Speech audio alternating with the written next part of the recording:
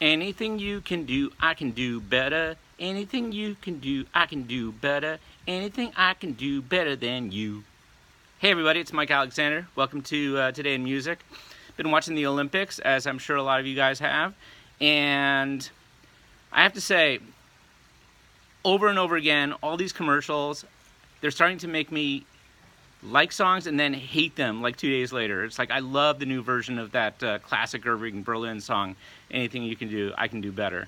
But it has been in every Visa commercial since the Olympics started. I've heard the song probably, I don't know, at least 100 times now. I'm done. I'm over it. I went from loving it to now, I can't stand it anymore. It's like the same things in, I don't know, there are different commercials, there's different songs that I keep hearing over and over again, and it's just like, oh my God, stop. Couple of other things. I was reading over the weekend that this is the first year that figure skaters are allowed to use music that has lyrics in it, which I thought was a little interesting. And that's why you're hearing a lot of Coldplay, a lot of Beyonce, a lot of Ed Sheeran, a lot of young music. It's again an attempt for the Olympic Committee to get young viewers to start watching the Olympics again. And music has actually been a huge part of these games if you start delving into it. We talked last week about all the personal playlists that the athletes had made before they went over to South Korea, and how they range from everything from like really thrash metal to like some guy out there, I can't remember who, had a Pitbull playlist. It was all Pitbull, which of course I loved.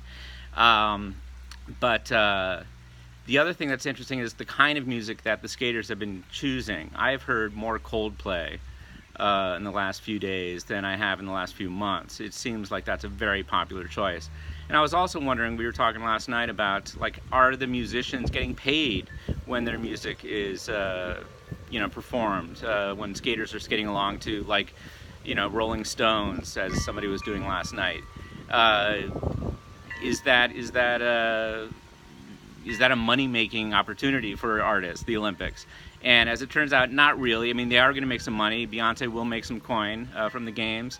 But it's kind of like they're playing the song on the radio. It's a live broadcast, so they don't get to charge as much as, say, if they were going to put a song in a movie, for instance. And then it would be like millions of dollars. But so it's great publicity for the artists. They're getting a little kickback. But it's made the games actually a little more enjoyable. I like watching these guys skate around to, Christina Aguilera, and I of course love hearing Johnny Weir and Tara Lipinski talk about all the different themes that people are using. And like somebody the other day was skating along to Christina, and Johnny was like, "There is no bigger fan of Christina Aguilera than me, but she is sexy. These two are square." And I was like, makes sense. Anyway, so it's a beautiful day here in Los Angeles. It's President's Day, I suppose, national holiday, and honestly, an excuse to take it easy and watch some more of the Olympic Games.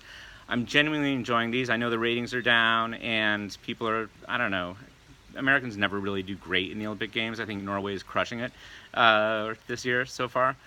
But it's still such a pleasure to tune in like every 4 years and see these people that you never really see in between doing all this nutty stuff. There's been more snowboarding, more downhill slaloms, more craziness in these games, and apparently they're trying to bring young people back, not only with the music but also with the events. Somebody was talking this morning about how they're going to try to introduce snow volleyball, which is exactly what it sounds like. It's volleyball played in the snow, like beach volleyball.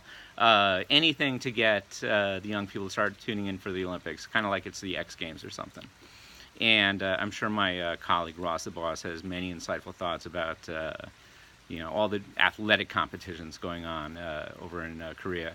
I'm more focused on, I don't know, the outfits and the music and the spectacle. Not unlike, I suppose, Johnny and Tara. That's it for Today in Music. I will be heading back to watch some more of the games and, listening to whatever these guys are, pulling out of the, the great songbook to skate along to, because this is their moment. There's so much thought goes into these performances. I mean, years and years of training.